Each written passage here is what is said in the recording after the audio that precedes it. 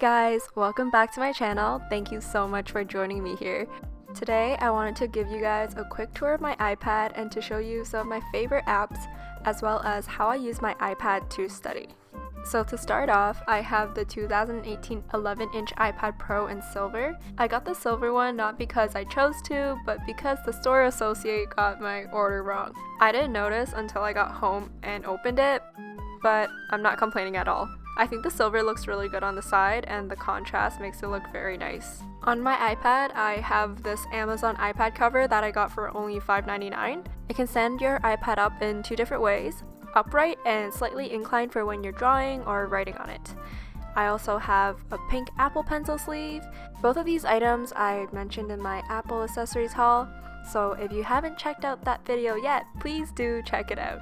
Also, if you're liking my video so far, don't forget to leave a like and a comment below. It would mean the world to me. The lock screen on my iPad is a picture of a Japanese restaurant. I went on exchange 2 years ago in Japan, and it was the most amazing experience ever. I'm still currently learning the language. I just passed the JLPT N5, and my plan is to take the N4 exam this December. My ultimate goal is to pass the N2 exam in the next 5 years. Just opening this up. As you can see, I only have 3 pages of apps. On the top row, I have some standard apps. I typically don't use calendar or reminders apps since I like to write all my to-do lists in my notebook, which is right here. Right next to that, I just have my photos and camera app. On the second row, I have my most favorite app ever, YouTube. This is my recommended page. I love this page because I discover so many wonderful videos that I would have never thought of searching for myself. For example, doesn't that time-lapse mango tree look so interesting? Also, I have no idea how to read Elon Musk's baby name. Here you can see Colleen. I watch her vlogs every single day and I want her to vlog for the rest of the year. Am I asking for too much? Moving on to the next folder, we have my mail apps.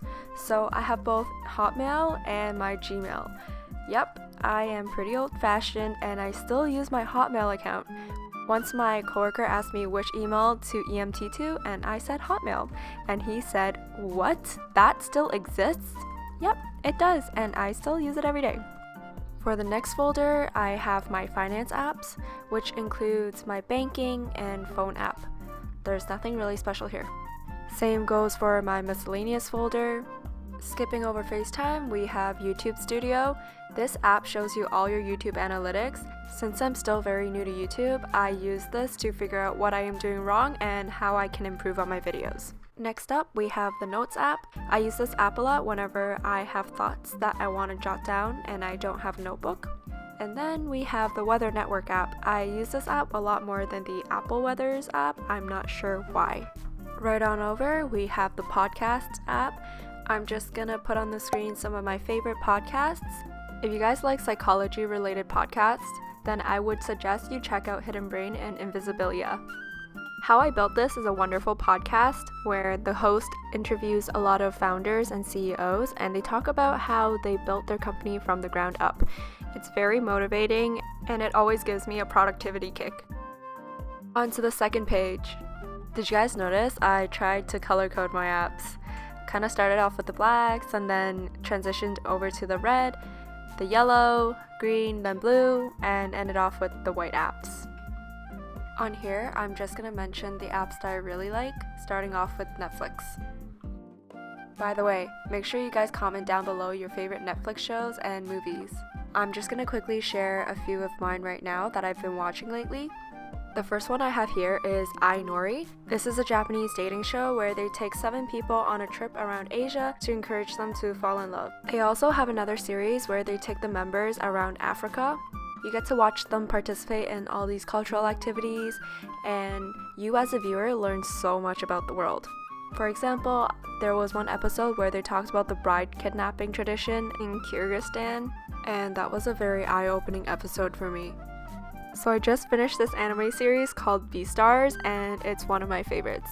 It's about a society of animals where they discriminate against carnivores and they prefer and like herbivores.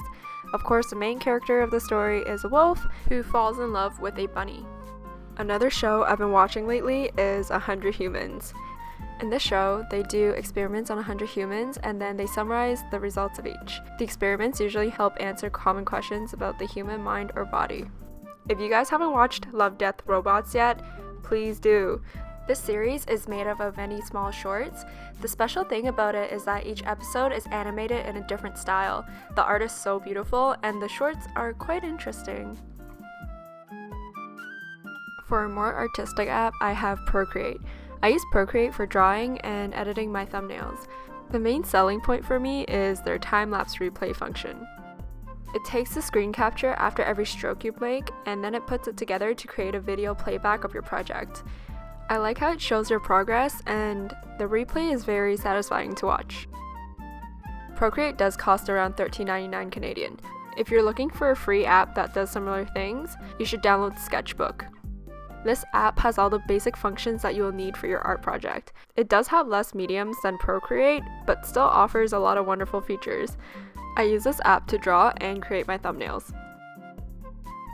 Speaking of thumbnails, another great app for that is FLONTO.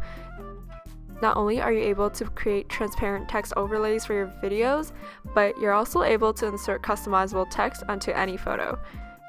The most popular function in this app, I think, is the curved text. Also, did I mention that it's free? Another editing app that I have on my iPad is SNAPSEED. I don't know much about editing, but one thing I really like about this app is that you're able to edit the exposure of a picture with the brush function. It's really great for pictures where you want to add exposure to the background, but not the main object. It also has all the other basic editing functions that you might need. Moving along to everybody's favorite activity, studying. My two favorite study apps are Books and GoodNote 5. For Books, I have all my textbooks downloaded onto that app. It's so convenient for quick reading on the go, and you're also able to highlight and write notes on the file, which makes it so great for studying. While I'm studying, I like to have Books open on one side and GoodNotes 5 open on the other side in order to write notes. For GoodNotes 5 app, it costs around $10 in the App Store, but trust me, it is so worth it. You can load any PDF into the app, so it's great if you have PDF textbooks or workbooks. I load all my workbooks in there so that I can do the exercise directly on my iPad. It helps you save a lot of paper. Two other study-related apps I have are Google Translate and FLASHCARD. I use both of these apps to learn and study Japanese vocabulary. If you guys are studying a language, definitely download these two apps. For a more operational app, I have SPLITWISE. SPLITWISE is an app that's good for anyone who has housemates or has a group of friends that they always share bills with. It's similar to Tilt, and it helps you split recurring or one-time expenses between your friends. For my shopping apps, I have SEPHORA, EXPEDIA, Amazon, and UNIQLO. Most of these apps still use the phone interface, which I find so funny, but it's fine because I usually just use these apps to browse. For my social media apps, I just have Instagram, Facebook, TikTok, and Reddit. I'm not going to show you any of them, and especially not TikTok, because I don't want this video to turn into a 5 hours of watch TikTok with me.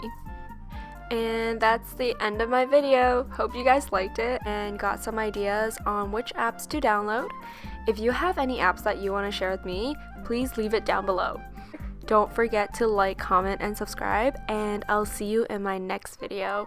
Bye!